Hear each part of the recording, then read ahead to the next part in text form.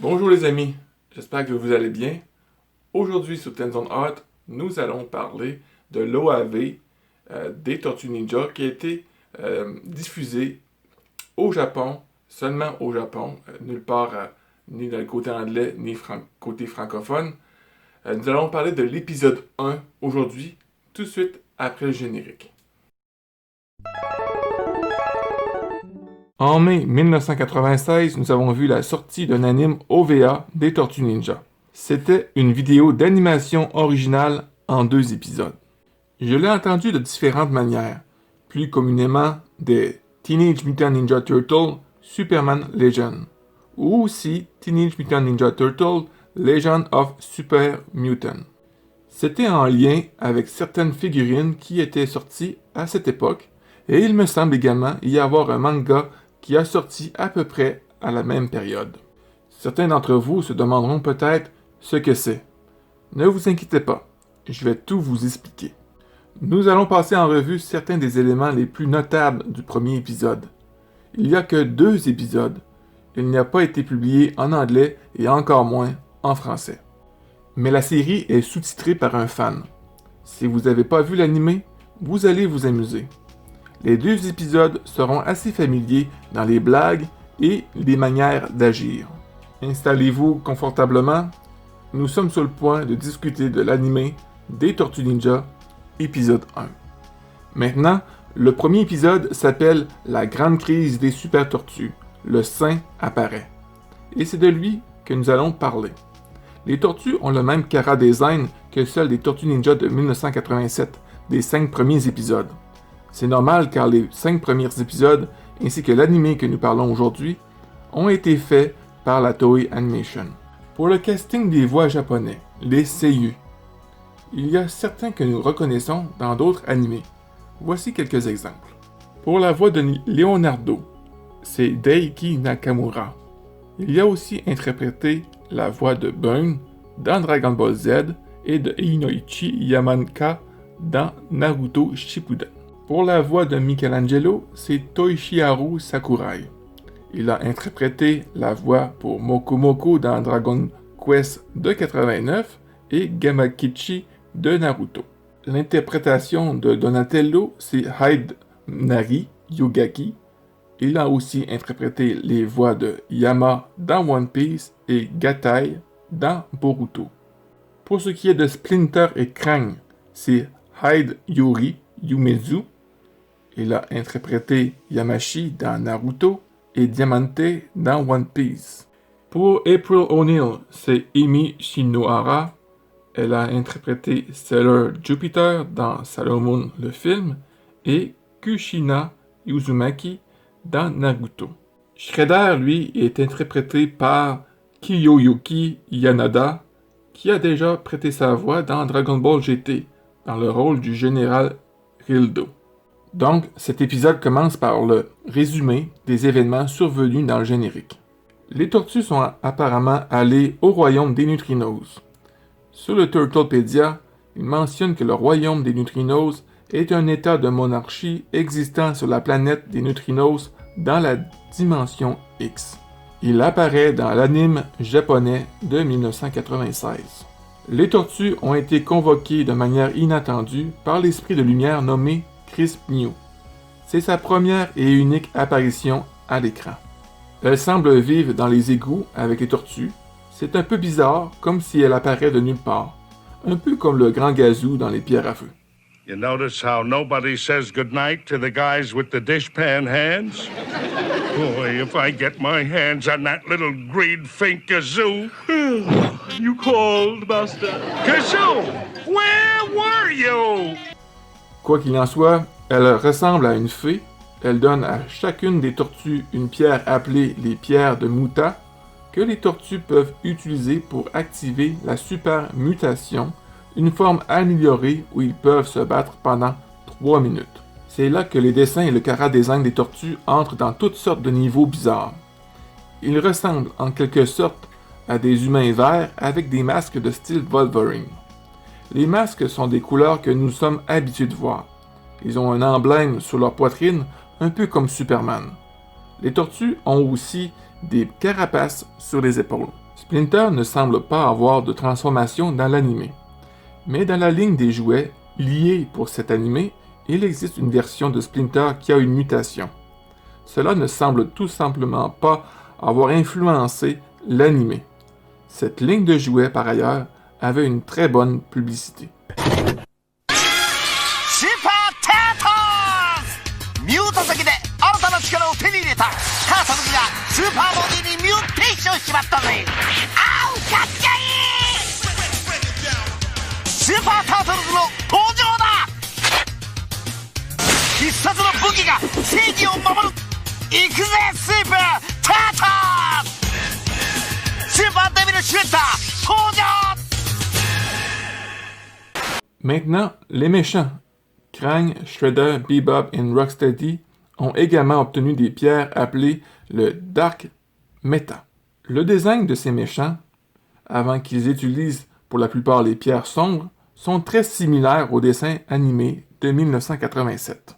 Il y a Krang, Bebop, Rocksteady, mais il n'y a que Shredder qui a l'air différent. Vous devinez sûrement que les pierres sombres font eux aussi des transformations. Rocksteady vire au vert, Shredder lui se transforme en dragon, mais Krang n'a aucune transformation.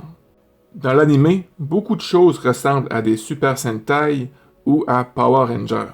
Les tortues ont une transformation, mais lorsqu'elles perdent le combat, ils combinent leurs pouvoirs et se fusionnent en un seul personnage, le Saint.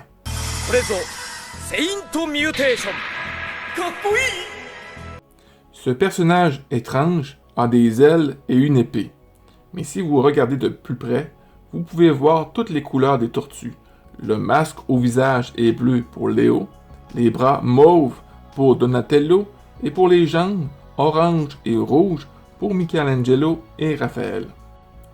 Tout ce que je vous ai dit, tout cela est expliqué en moins de 2 minutes au début de l'épisode, et cela ressemble à un cours intensif. L'épisode commence enfin et nous obtenons la chanson d'intro.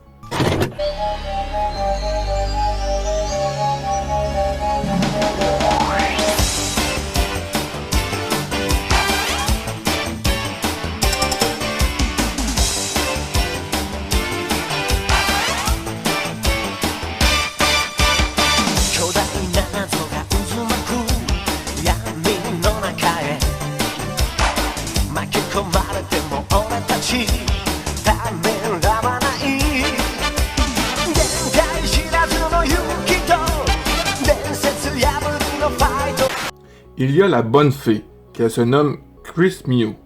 Elle fait partie des gentils. Mais à l'intérieur de la pierre que détient Krang et Shredder, la fée maléfique se nomme Dark Mew. Krang essaie de la réveiller pour qu'elle puisse détruire la Terre. C'est alors que Shredder et les autres arrivent sur la Terre et les tortues les rejoignent pour se battre. J'en ai aucune idée pourquoi Shredder descend sur Terre au lieu d'attendre simplement que la fée maléfique se réveille. En tout cas, cela lance le premier combat et ils rentrent tous dans leur super mutation. Autant les gentils que les méchants utilisent leurs attaques spéciales. Pendant ce temps, Splinter sait que c'est une distraction. Il comprend ce que font Shredder et les autres. Alors Splinter va à la rencontre de Krang seul. Au fait, le clan Foot sont en vacances au bord de la plage. Splinter aurait pu avoir l'avantage, mais la fée maléfique commence à se réveiller. Alors la Terre commence à trembler. Les grandes structures de différents pays commencent à tomber. On peut apercevoir un petit caméo des grenouilles mutantes. New York finit par être frappée par un gigantesque tsunami. Toute la ville passe sous l'eau. Cependant, vous ne voyez jamais les gens dans la ville. Comme si la ville était déjà vide. Entre vous et moi, un tsunami de cette envergure aurait fait beaucoup de victimes.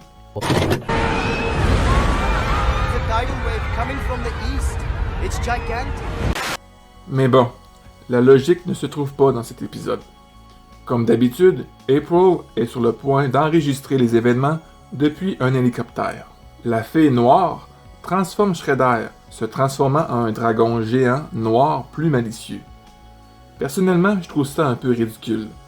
Mais comme le dit le joueur du grenier, mais le design est plutôt génial. Mais le fait que ce soit Shredder, ça enlève la crédibilité.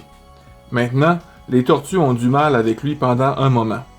Mais Donatello finit par inciter le Shredder à faire tomber un bâtiment sur lui. ボス外れちゃったみたい。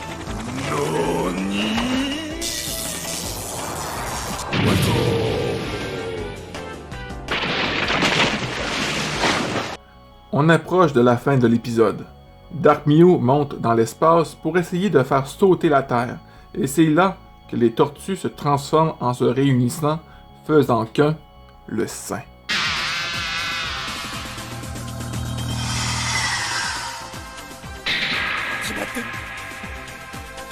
Splinter dit qu'ils ne peuvent rester fusionnés que pendant 100 secondes.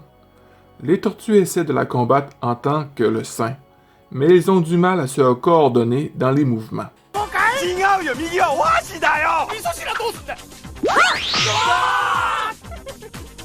La bonne fée Mew se met derrière Dark Mew, il la retient et demande aux tortues de les exploser, et que quand cela arrivera, tous les deux seront emprisonnés dans leurs pierres respectifs. Les tortues sont pas d'accord parce qu'ils ne reverront jamais plus la bonne fée. Mais Splinter les rassure qu'ils la reverront, en réalité, c'est un mensonge. Depuis ce temps, nous n'avons jamais revu ces fées. Les tortues exaucent la volonté de la fée, les 100 secondes sont écoulées, et par hasard, un vaisseau spatial passait par là et les ramasse. Les tortues regardent par la fenêtre et voient les deux pierres qui contiennent les fées. Quelques instants plus tard, ils mentionnent qu'ils ne pourront plus se transformer, et les pierres disparaissent au loin dans l'espace. C'est comme ça que ça se termine dans l'ensemble.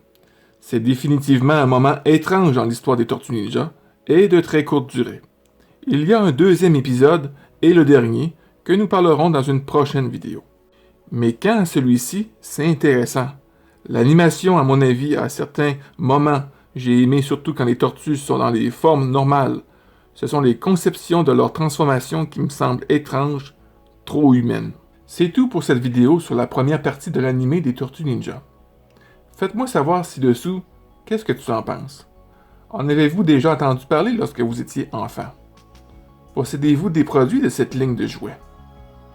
Pour voir l'épisode 1 en sous-titres français, le lien est dans la description. Sur ce, je vous souhaite une bonne journée.